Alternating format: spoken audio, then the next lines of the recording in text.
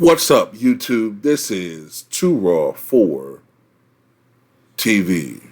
I have some breaking news to report. Of course, it was last night in a game against the Boston Celtics, where in the fourth quarter, I believe it was, of the contest, Giannis went down with a non-contact injury. Collective breaths in Milwaukee and Giannis fans everywhere, we're in a state of panic. As oftentimes non-contact injuries, you start thinking, especially with the fact that he was holding his lower leg, you start thinking you start thinking Achilles rupture or Achilles injury. Now, apparently, this was not an Achilles injury. At least it has been reported not to be an Achilles injury. They said the left Achilles is intact, but apparently, according to reports, Giannis will be shut down for the rest of the season as a precaution. He'll be shut down for the rest of the season as a precaution, as he did suffer a left calf injury. The team announced today. The two-time MVP will, quote, receive daily treatment and evaluation to address the injury. There is not yet a timetable for his return.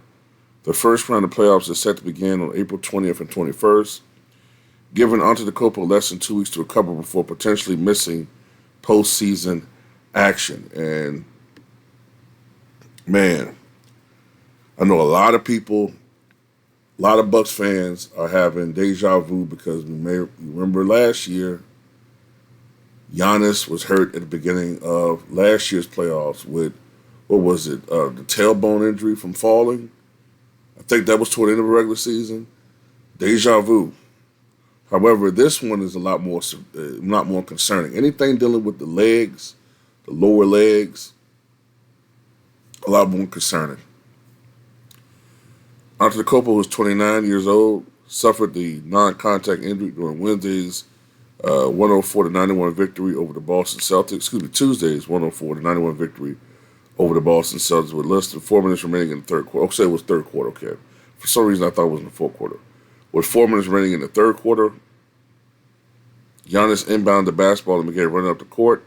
After taking a few strides, he fell to the court and clutched the back of his left leg. The Bucks took a timeout as Giannis remained seated on the court, and he was eventually able to limp to the locker room under his own power. Giannis did not return, finished with 15 points, 8 rebounds, and 7 assists in 29 minutes as Milwaukee snapped a 4-game losing streak. So, you know what I'm saying? If you're a Bucks fan, you're obviously concerned about Giannis first. So, yeah, with that type of injury, just shut him down until the playoffs. But you have to say to yourself, man, the Bucks put themselves in this position with all of the BS they've been doing the last few weeks. Remember, this was a team that at one point in time had the best record in the Eastern Conference. Now they're 12 games still behind Boston, 12 or 13 games still behind Boston for first place.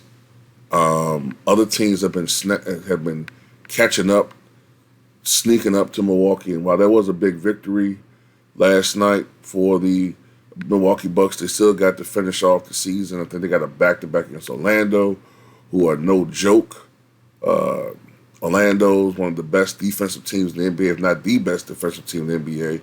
So they're no joke. And now you're missing 30 points per game. You're missing 11 rebounds. You're missing 6 to 7 assists a night.